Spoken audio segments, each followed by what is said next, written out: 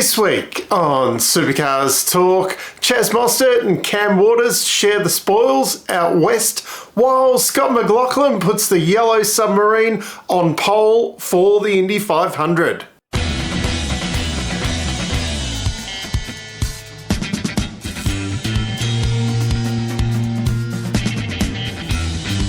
The big news this week has nothing to do with drivers going to NASCAR, but our very own Scott McLaughlin has put that yellow submarine on pole position for the Indy500.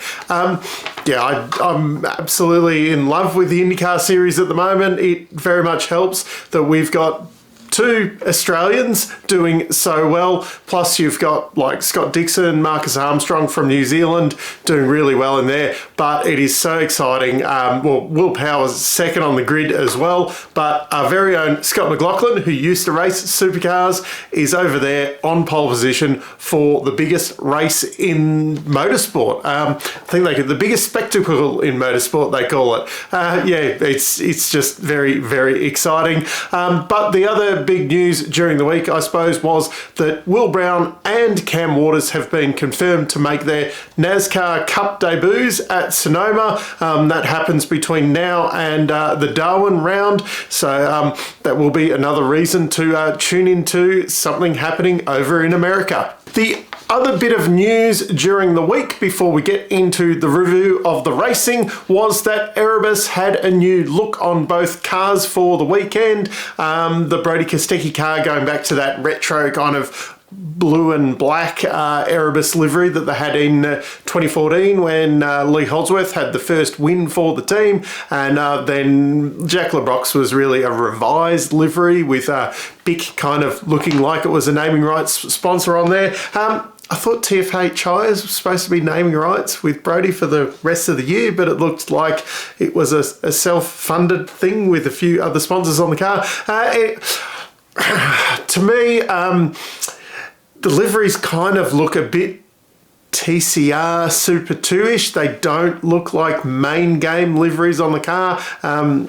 Just let me know what you guys think down in the comments, but they're just not hitting the spot for me. They don't look like a proper supercars team at the moment, while everyone else is looking very professional, even though some of the liveries aren't my favorites out there, but they all look very professional compared to those two, I think. Now, after my interviews last week with the two up-and-coming Super 2 stars, they were racing over the weekend. Mixed bag of results, really. Campbell Logan, he's learning. It's his rookie year. We'll leave it at that for now. Hopefully I'll get to have another conversation with both of them very shortly and get their views on the weekend. But Brad Vaughan, a Tickford weekend if there was a Tickford weekend. Didn't get off the line in race one. Third on the grid to last in that one. Then, of course, Kai Allen just took off and took the win there. In the second race, though, Brad Vaughan put it on pole. Awesome start. Just a little bit too awesome.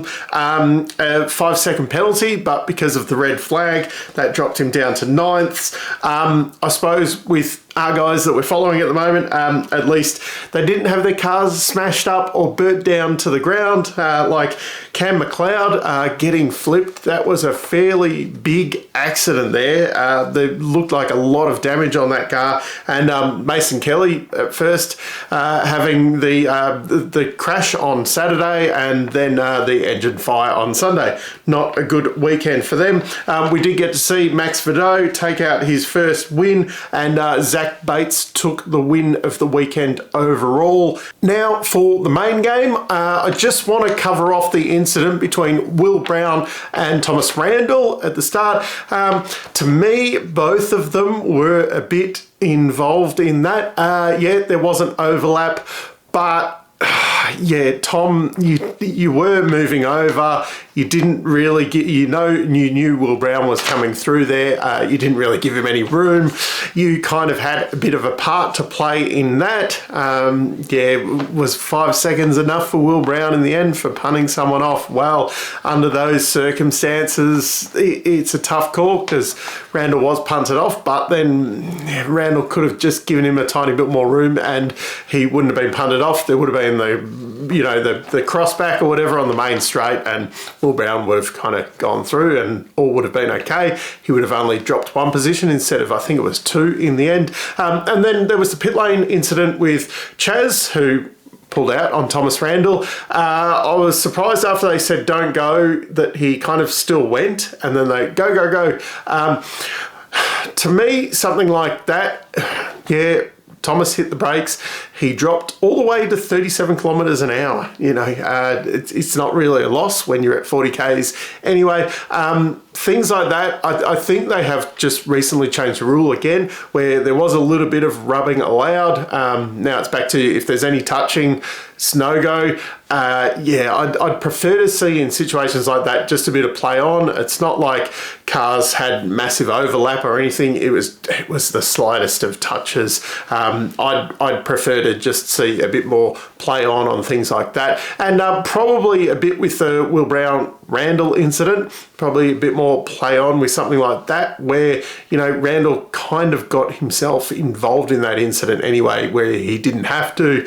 But yeah, that's another one. Down in the comments, let me know what you think about those incidents. But we'll run through the teams, and kicking it off once again is Blanchard Racing Team. Now, they have actually overtaken the BJRB team in the standings, but because I paired those guys together, Blanchard still comes out last, but they aren't actually last in the team's championship, so that's a big step up for those guys. Courtney showed what qualifying well does for you on Saturday. He had a really strong run on Saturday, and then of course Sunday he was qualified back in the field and just raced back in the field. Like, it shows you the difference if you can get that qualifying nailed, but it is showing that these guys are moving forward. Love he had a really strong run on Sunday. He's moving forward in the field. He's just slowly chipping away at it all. And the team actually at the moment seems to be improving from what they were doing last year. Last year, I'm not sure what was going on, but this year they seem to be just chipping away, moving forward, getting a little bit better and better as they go along. 10th position in the team's championship, PremiAir Racing. Slady qualified 10th on both days, but went backwards in both the races once again. Golding was better off in the races, but not as good in qualifying, really. Neither, though, really impressive. These guys need to, pull their socks up and get on with it a bit more. Just they either have good qualifying and a bad race, or bad qualifying and a good race. They just can't seem to get it all together at one time. Biggest thing over the weekend, I suppose, was when Slade was released into the side of Jackson Evans in the pits. Pretty sure we've seen this episode before from these guys, and they got a 15-second penalty for that. That one, a bit more cut and dry, rather than, the Chaz Mostert, a little bit of a touch. This was bang, straight in the side of the car. No questions asked. In 9th and 12th position in the championship, we have Brad Jones Racing. They turned up with 4 cars. They were there. What do you say about their weekend? They would just make up the numbers. They were in that real back half of the field the whole time. Let's look at the positives. Jaime's still 11th in the championship. Erebus, they had a bit of a weekend to go with their new looks. Brody was kicked off the track at turn 1 on Saturday, and it seemed to be a really long test session after that. It did show on Sunday, though. He seemed to have a really slow start, but he was kind of working his way into the race, and he was actually catching up to Will Brown before he had the engine issue, which ultimately put him out of the race. But they said I think they basically went back to the kind of setup that they were running last year as the base, and transformed it, and they seem to be headed in the right direction. So that could be ominous for the rest of the year. It would only take a few good results for all of a sudden Brodie to vault himself up in the championship. LeBrock, he got himself involved in the incident with Percat early in race 2. Just seemed to struggle after that. There was not it just didn't seem to be much pace from him all weekend. 7th in the championship is Team 18. Dave Reynolds was my dark horse for the weekend, and he just got himself inside the top 10 qualifying and the race on Sunday, but Saturday, just making up the numbers. Frosty was making up the numbers all weekend. A pretty ordinary weekend all round from Team 18. In 6th position, we've got Matt Stone Racing. Now, on Saturday, Hill qualified very strongly, raced quite reasonably. Percat, not the best qualifying, but raced through the field. Whatever they did overnight for Sunday, undo that, because they were nowhere. And then Percat got himself involved in a couple of incidents on the Sunday, spun around LeBrock, got himself a 15-second penalty for that. Just they weren't tracking in the right direction. Percat is still 6th in the championship though, which is mighty impressive from this team. Moving on up to 5th position, we have DJR. Now they are just chipping away at it. They're getting stronger and stronger and stronger as the year progresses. They did not have the pace of the front runners, but they were just in that kind of next bit all weekend. There was quite a quiet weekend from them, but very solid in the end. The big question mark here is, but they're quite evenly matched. Like, Davison's probably doing slightly better at the moment than Anton, and one of them has to go for next year, if not two. But at least one's going. Which one would you choose at the moment? Because, right now you'd probably be leaning towards Davison, especially considering you are going to be blooding Kai Allen. That's a tough decision that they've got. In 4th position, we have Grove Racing. They were 2nd in the championship heading into this round, and now they're down to 4th. That says a lot about their weekend.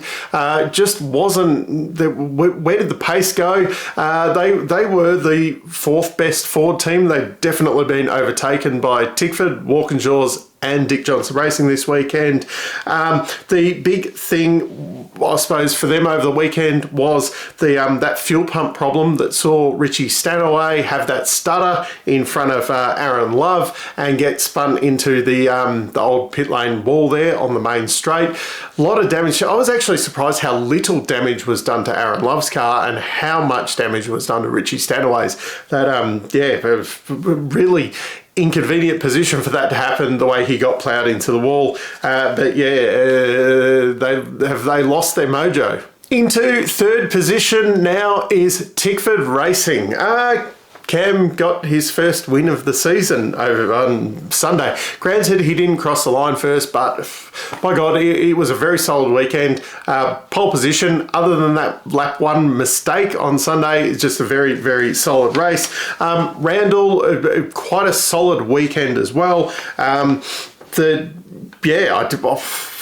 What else do you say? It's just really solid. They had lots of pace. Did the tyre, the minimum PSI drop, did that make a big difference for these guys? Or is this just a flash in the pan thing? As we said, Randall had to slow down in the pits to miss Chaz. That really destroyed his weekend. Of course, he did get himself involved in that incident with Will Brown. Probably doesn't need to be doing that. Ultimately, didn't cost him heaps. It probably cost him an extra position in the race.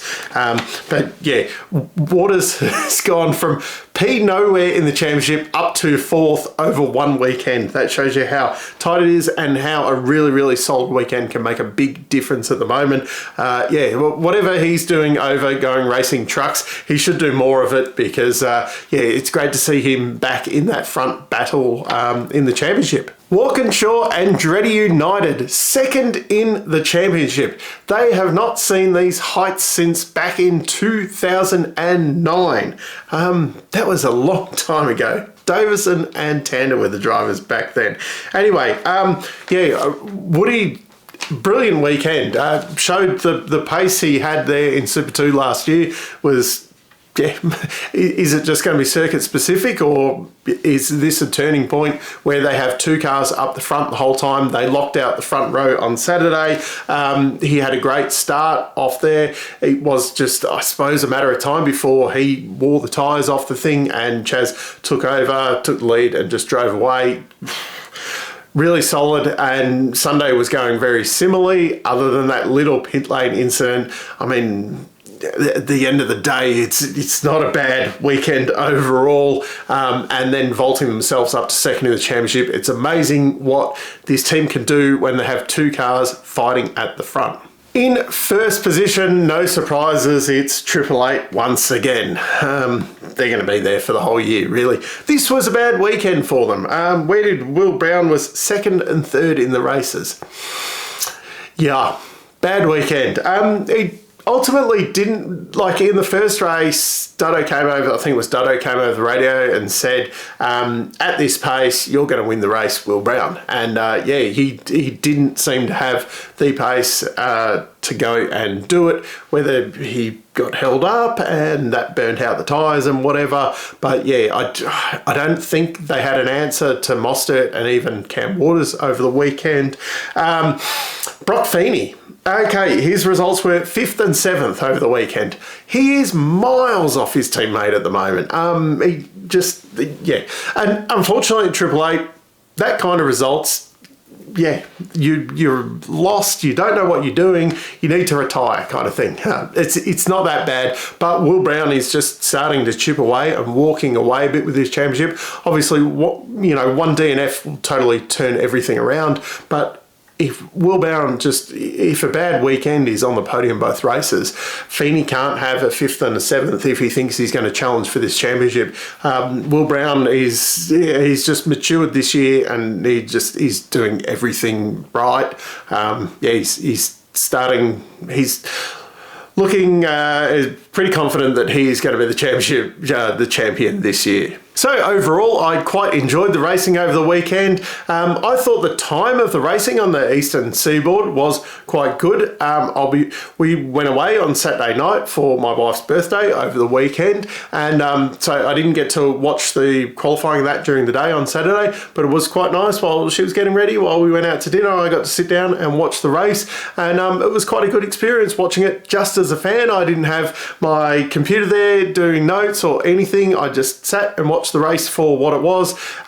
It was a very enjoyable race. I really enjoyed the racing over the weekend. You had the 2 tyre stops and the 4 tyre stops, and you didn't know which strategy was ultimately going to be the correct one until right at the end of the race. It was a little bit unpredictable. You didn't have just Triple Eight walking away. I thought it was really good racing over the weekend. Hopefully it's not just a circuit specific thing. Hopefully we have a bit more of this with more teams involved in the winning for the rest of the year. But I am very excited with the Indy 500 coming up next weekend as well. And Scott McLaughlin putting the thing on pole, and Will Power on the front row with him for that Penske lockout front row. So if you're that way inclined, definitely check out the Indy 500 next weekend, because it is always a good race. It's a bit like the Bathurst 1000. It's definitely one worth checking out. But anyway, until next time, I'm still Dave, and I'll catch you later.